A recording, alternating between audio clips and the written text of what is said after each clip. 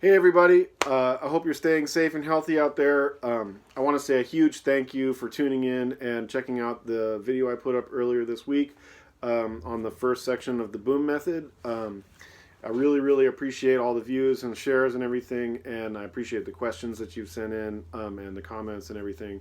So thank you very much for all of that. I wanted to continue with a little introduction and overview of the second section of the boom method called integration.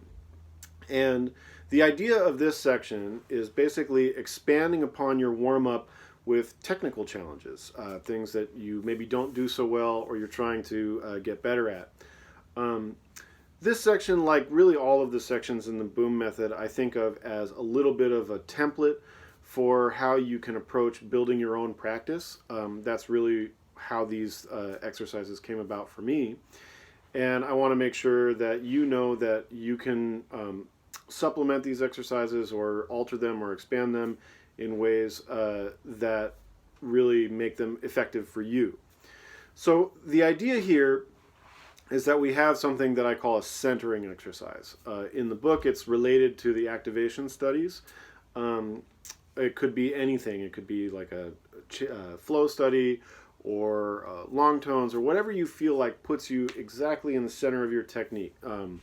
Makes you feel comfortable, like you're at home, at least in terms of your technique. And then on either side of that, preceding and following, you put something that's challenging for you technically. In this case, for me, it's tonguing and some flexibility stuff. So let me give you a little demonstration of the whole series, and then we'll take apart each section and sort of look at what we're doing and what we're focusing on as we go through this. So I'll just play through the basic exercise in one key, and then we'll go from there.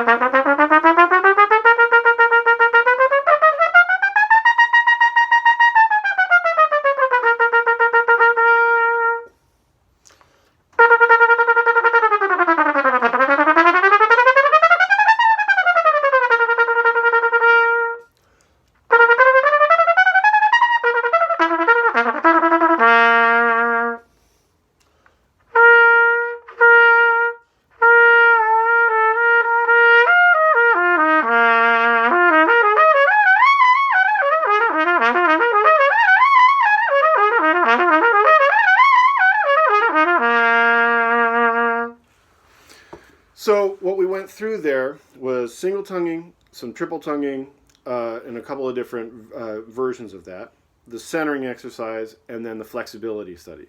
You may have noticed that was not perfect for me, and the reason for that is that these exercises are targeting specific things that are uncomfortable for me, and especially early in my practice session for a day, it takes me a while to kind of get things loosened up. And that's really the point of this whole series of exercises. So we start out with the single tongue. Let's look at that first. For me, single tonguing has always been a major challenge. And one of the things I find with my single tongue, like I said, particularly early in the practice, is that it feels like it's sort of backing up in my mouth, like against the molars in my mouth. The tongue feels a little stuck sometimes. So through the course of this whole series, I don't usually obsess on one key first. I try to look at the long view and go through all of the exercises with this goal in mind. But the goal is to get the tongue as far forward in the mouth and as nimble and subtle as I can get it. So what does that mean? That means rather than having the strike and a big recoil on the tongue, we're trying to get everything forward so that all of the articulations are happening right behind the teeth. And for me, that really helps keep the airflow consistent, keep the tonguing accurate and nimble, and prevents the articulation from getting too heavy-handed. And I think that's really important for all different kinds of music. So, like I said, over the course of 12 keys, that's my goal. Now, there's sort of two ways that you can approach this goal. You can approach it either by slowing things down and really focusing on form and precision. Or you can also alternate that with sort of pushing at the front edge of what you can play comfortably tempo-wise. And that it works if you have a particular focus. And that focus is that you're trying to get things to be as loose and sort of like floppy like this as you can.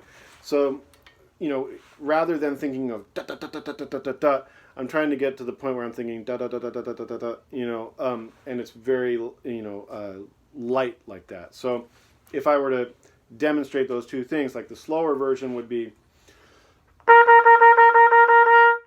Notice that I elongate the notes a little bit because the notes will get shorter by virtue of the fact that the tempo is increasing.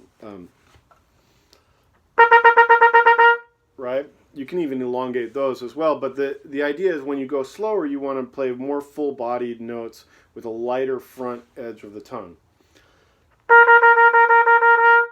And that keeps everything forward, and it keeps the airstream moving through the articulation, and that's really, really important. Then, when you try to go faster, you try to retain that idea that things are just like right there at the tip, and that the airstream is moving fast past the tongue.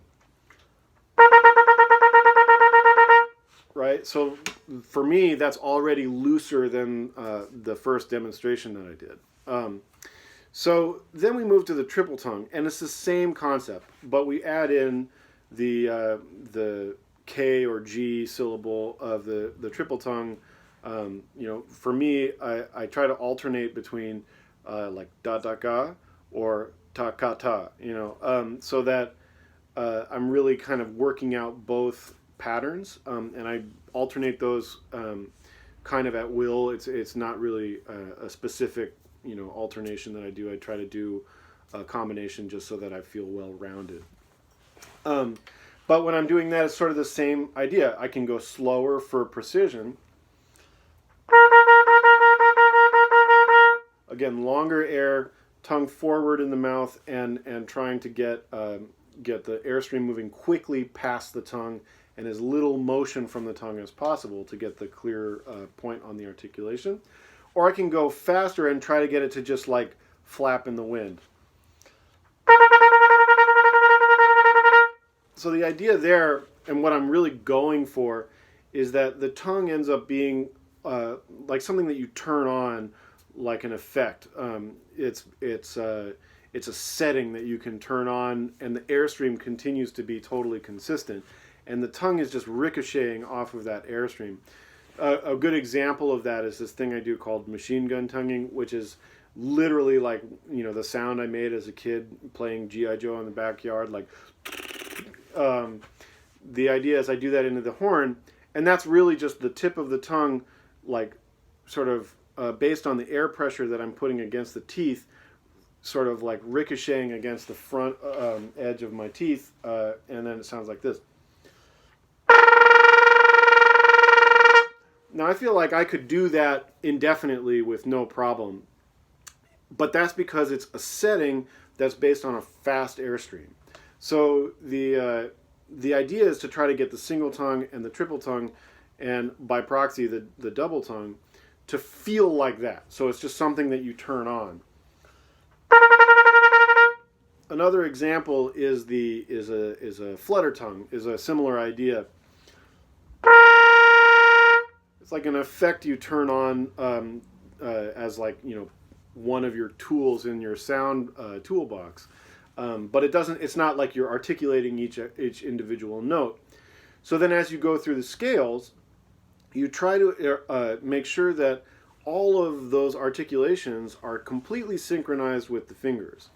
The more that I teach students and the more that I investigate this aspect of my own playing, I'm really convinced that a lot of the issues that we face as brass players, and really any musicians, boil down to a sort of discrepancy in synchronization. And what I mean by that is that, if you think of like four main elements that we've got as trumpet players, we've got embouchure, we've got airstream, we've got tongue, we've got fingers. And that's not necessarily in that order, it could be any order. But the idea is that those four elements have to be moving exactly precisely together in the same moment in order to create a clean, clear technique. So if you're playing the triple tongue and you're going for speed and you get out of sync, you end up with you get like this slop and it doesn't sound good at all.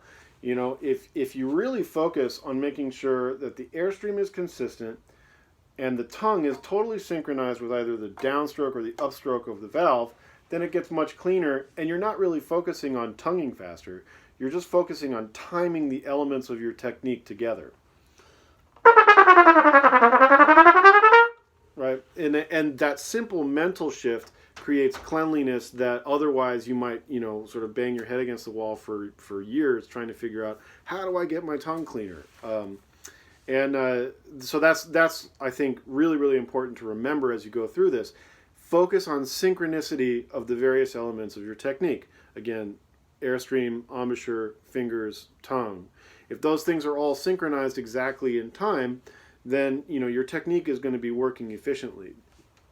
Now, then the sort of other triple tonguing exercise in the book is something that I used with permission from Jim Wilt of the LA Phil, because I heard him doing this in his warm-up and I couldn't really do it very well, so I tried to incorporate it into my warm-up so that I could learn something from him.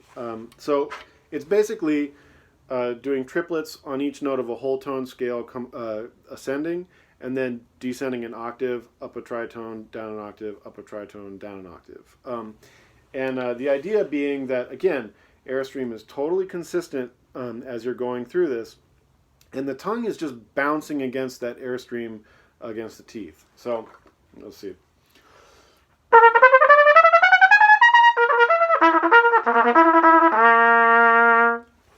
Not quite as clean as before, but the idea is that you're really, really trying to let the technique be as fluid and responsive as you can. So that to me is like a set of technical challenges based around tonguing that I then follow with this quote unquote centering exercise.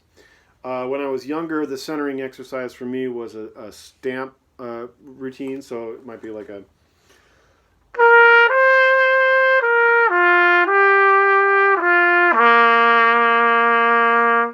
right, and then you would follow that with some kind of flexibility challenge.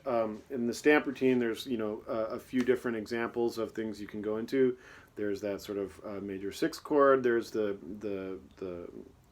partials of the brass instruments.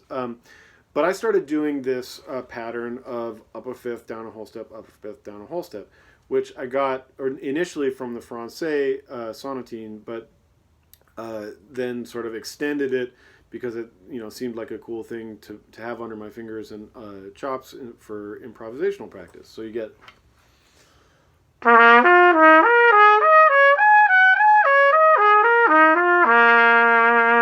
right, so up a fifth, down a whole step, up a fifth, down a whole step, and then in reverse. So the centering exercises that I put in the book is basically related to the activation series. So if you didn't see the first video, go back and check that out so you can see the activation approach. But we use those breath attacks and bends, and then the phrase that we play as the centering exercise is related to the fifths and whole steps that we're about to play in the technical challenge. So we have basically this phrase.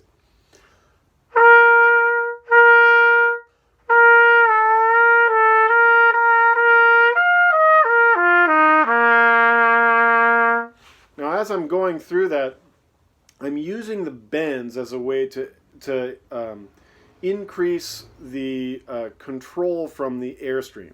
A lot of times I talk about putting the airstream in control of what you're doing, and the way I think about it is like if you had, say, the airstream in the driver's seat and the embouchure in the passenger seat. They're moving totally in parallel, but the airstream is driving. Once again, this.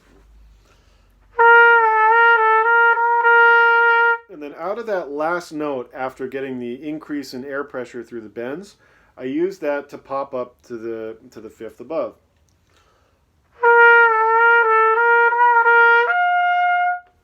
And then it's just a matter, just like in the activation series, of flowing through the phrase all the way to the bottom note.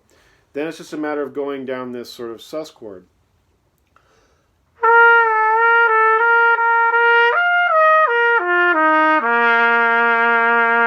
So the idea is by the time you get to the low note, you're feeling really in your core, in your center of your technique. And it should feel very supple and very responsive and a full-bodied sound. It doesn't have to be forte, could be mezzo piano, could be piano, but it should feel comfortable, and that's really the point here. It should feel like home base. And then from there, you stretch into the flexibility.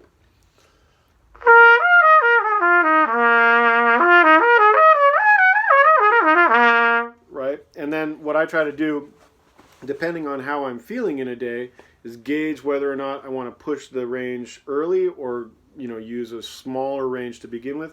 So if I'm feeling tight, for instance, what I might do is just keep it within the staff to start with, so that I'm really making sure that I'm moving in a healthy way, that I'm not like gripping with the embouchure, I'm not like overextending myself too early. And then over the course of the exercise, I get to as much range as I feel I can effectively cover during that day.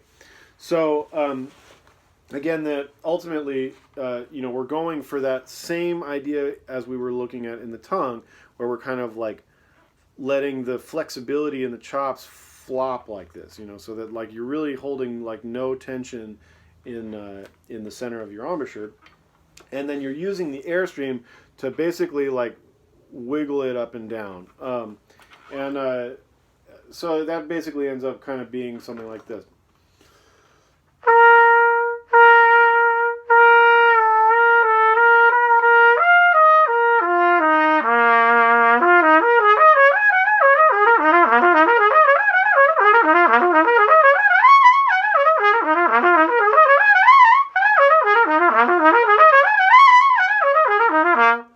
The idea being that like it really should ultimately feel like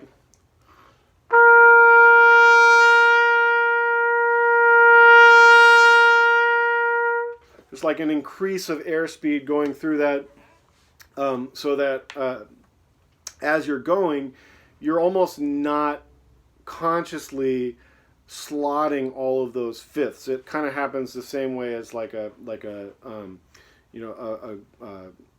partial glissando might happen, like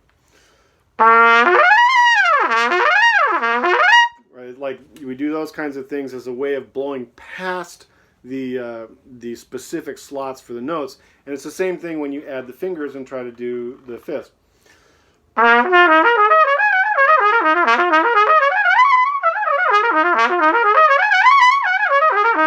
So I'm really thinking of that as letting this be very loose on a very fast-moving airstream. That's kind of an overview of this integration section. I carry that chromatically down through the 12 keys, and as you get lower, you keep adding range on the upper end of the spectrum, as far as you feel that you can healthily and comfortably achieve. You never in this stuff want to practice straining. If you're pushing the tempo, remember we're going for that looseness. If you're working on precision, we're keeping it nice and relaxed, and we're really going for that synchronicity of timing with all of the elements of your technique. So that was a little bit longer video. Hope it was helpful for you. Please feel free to send me any questions for topics you'd like me to cover, or any specific stuff from the boom method, or anything else really. I'd love to kind of keep this series going, especially now that we're all, practicing at home and teaching from home. And so students, send me your questions. Teachers, let me know if there's anything that would be helpful for your students. Again, stay safe and healthy, and hope to connect with you online. Thanks so much.